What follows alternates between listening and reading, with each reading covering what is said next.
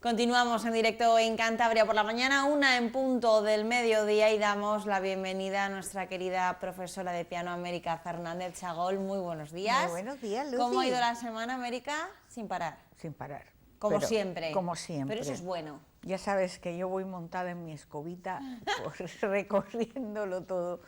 Bueno, una semana de locos, pero muy bien. Está bien tener mucha actividad, sí, hay que ¿verdad? estar activo, hay que estar activo. Sí. Y entre otras muchas cosas que has hecho, ya nos has organizado la agenda para estos próximos días. Sí, bueno, no creas que traigo hoy una agenda muy... No, ya no sé si hay mucha cosa. Lo que ocurre es que me han enviado cosas, que me suelen enviar las agendas los conservatorios, pero hay un conservatorio que no he visto la agenda y luego me faltan algunos datos. Por ejemplo, hay un espectáculo el 16 en el Palacio, pero realmente no he conseguido entender muy bien de qué iba el espectáculo, porque es algo, no sé si es música, si es baile, si es una combinación de las dos cosas.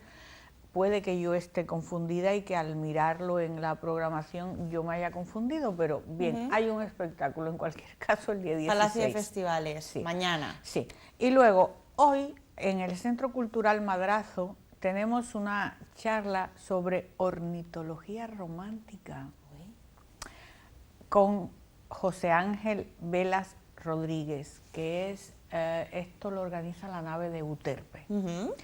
Y luego en los alumnos, lo que son los conservatorios, tenemos cosas interesantes. Hoy a las 7 en el auditorio del conservatorio, los alumnos de la cátedra de piano.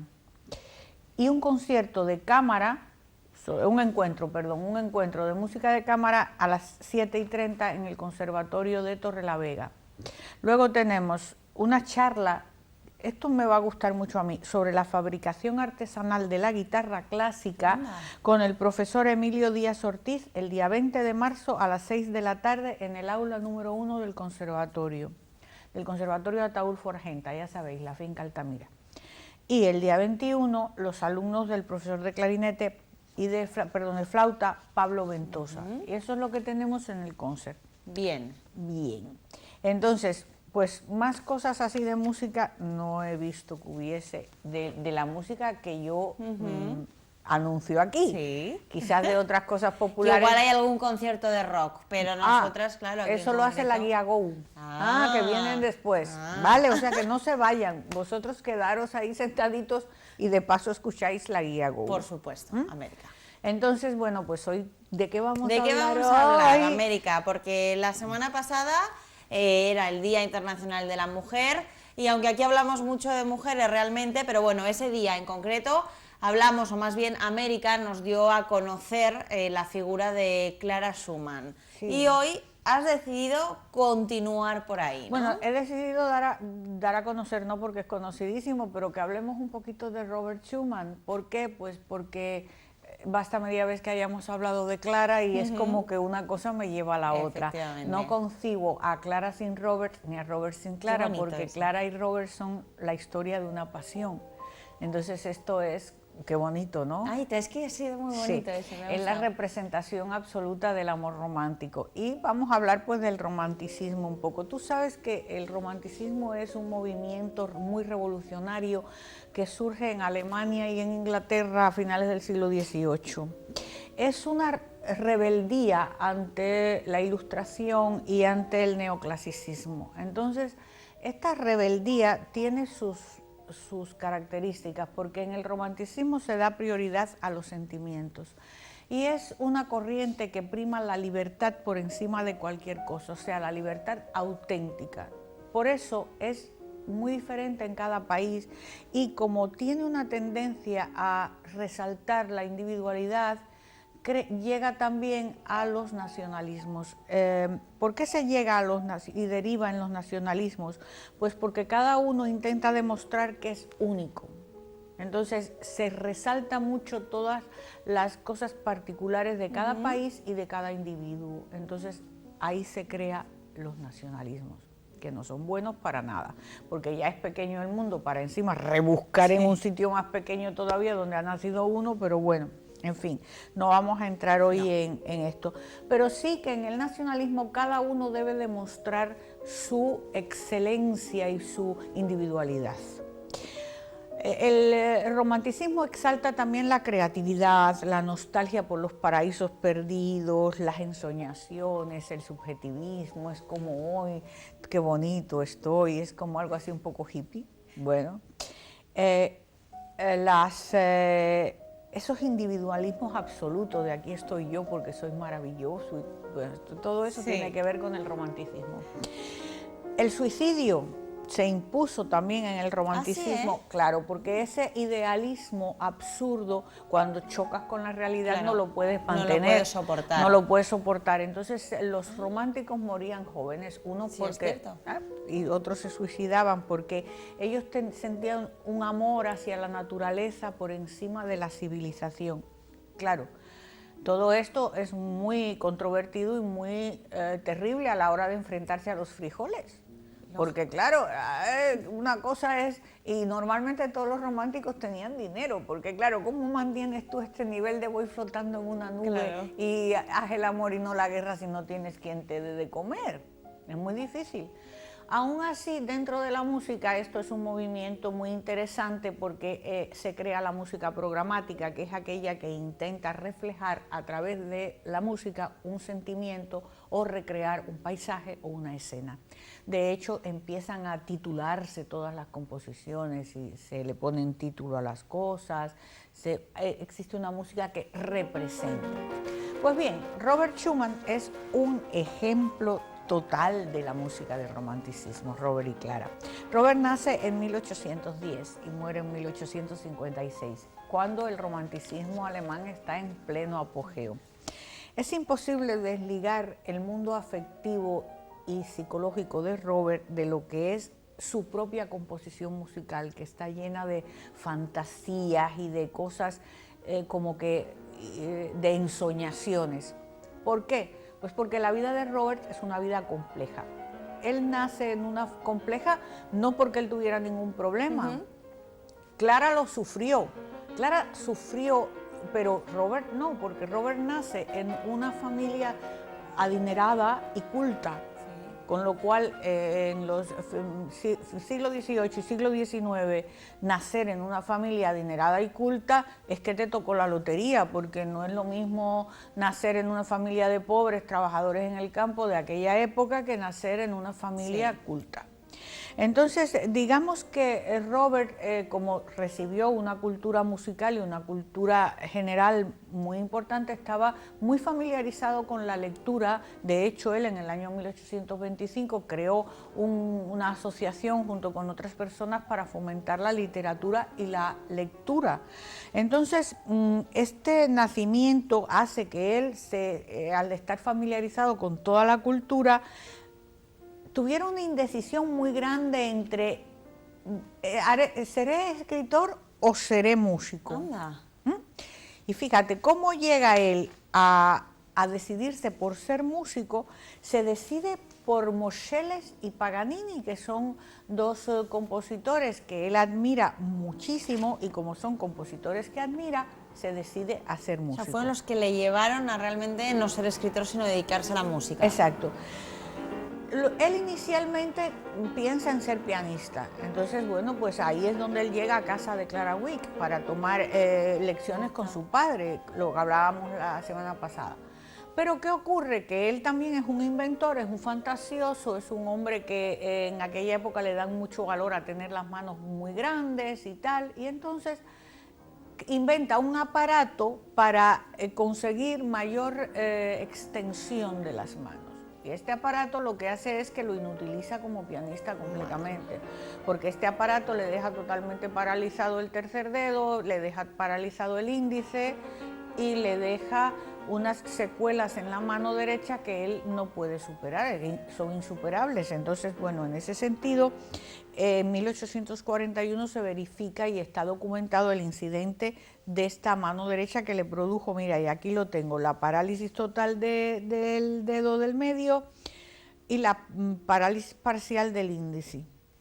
Él además padecía una miopía tremenda, entonces esa miopía enorme que él padecía pues lo lleva también a tener dificultades a la hora de hacer cosas. Y claro, él valora mucho las manos de Paganini, que por lo visto eran unas manos que medían 45 centímetros. Luego la investigación ha descubierto que Paganini podía ser que padeciera el síndrome de Marfan, que es una enfermedad del tejido conectivo que conlleva un aumento inusual de las manos y de los pies.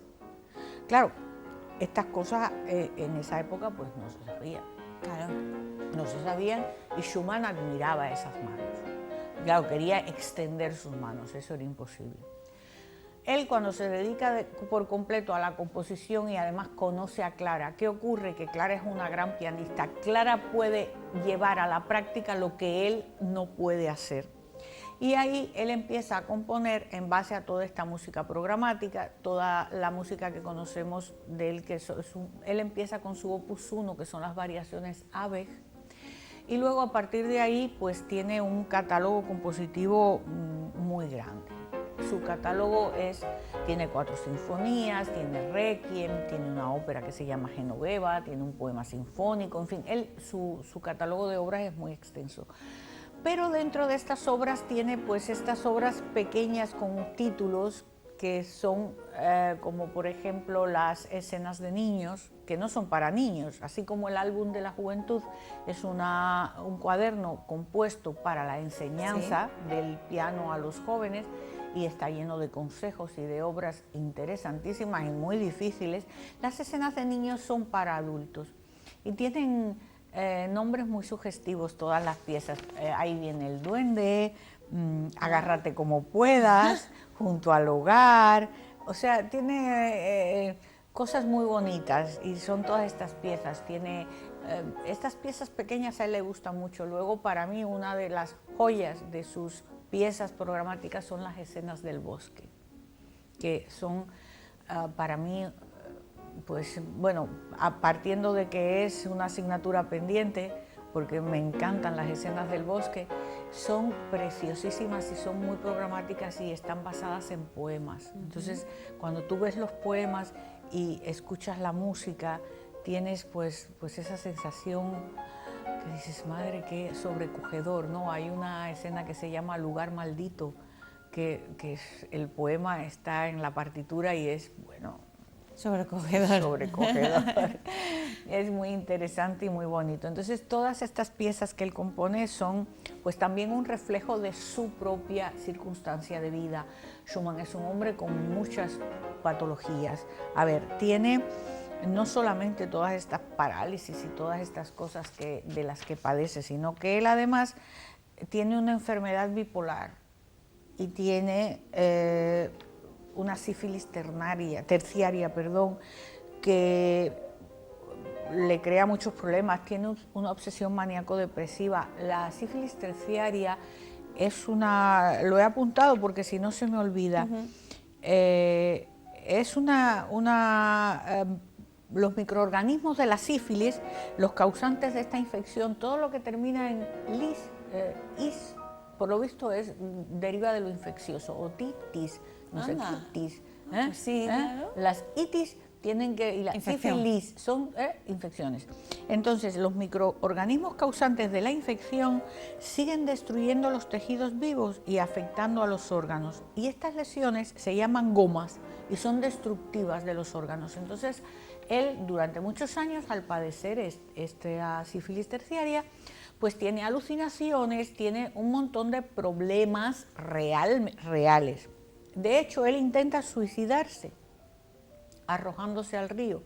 Pero ¿qué ocurre? Que lo recogen unos pescadores, lo sacan de allí y ya a partir de ahí lo tiene, esto fue sobre 1853 o así, lo tienen que internar en un sanatorio llamado Edenich y allí ya tiene lugar el último encuentro entre él y Clara.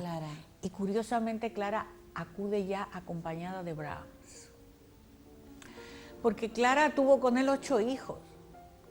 Pero quien soportaba la familia, mantenía la familia, tocaba su música, daba a conocer su música, ella le conseguía trabajos, le conseguía cosas que hacer porque él era un hombre con muchos problemas y no podía enfrentarse a la vida real. La vida práctica era lejana a Schumann, la vida práctica no le era cercana. De la vida práctica se ocuparon primero sus padres, luego sus profesores y luego Clara.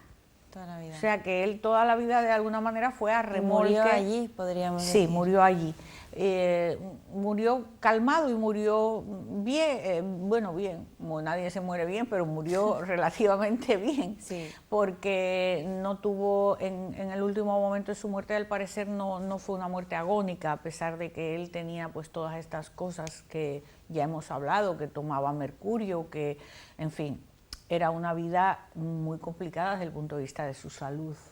Evidentemente, todas estas alucinaciones también él las podía plasmar en la música, porque él tenía una gran capacidad. Ahora se está investigando y hay algunos investigadores que piensan que Clara también le ofrecía parte de esas ideas musicales que luego él desarrollaba.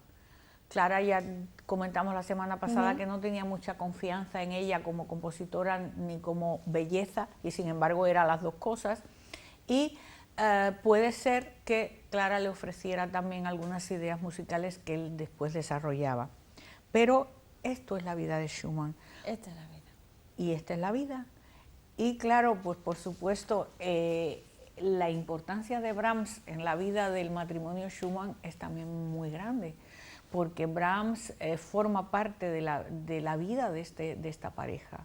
Él se ocupa de los hijos, él hace muchas cosas por ellos. Es un triángulo. Es un extraño triángulo.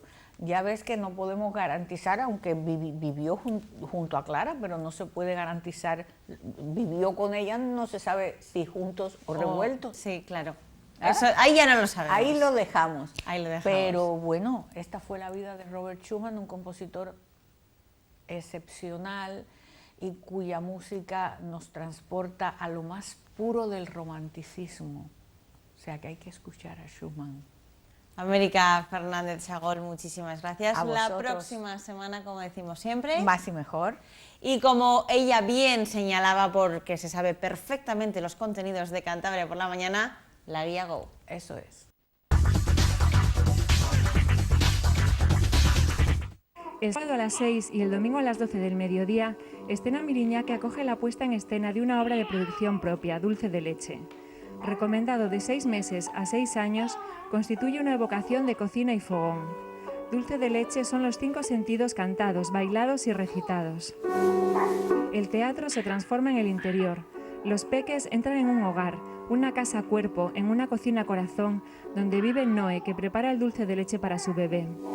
Fuera, Cigüeña tiene frío y Noé le invita al calor de su casa. Cigüeña anida en la cocina, Noé espera a su niño y Cigüeña a su polluelo. Y cocinando, cocinando, nuestros personajes cantarán poemas del despertar, nanas para dormir y mimos para soñar. Corremos las cortinas y apretamos un botón. Y estas 2 manos en el almohadón.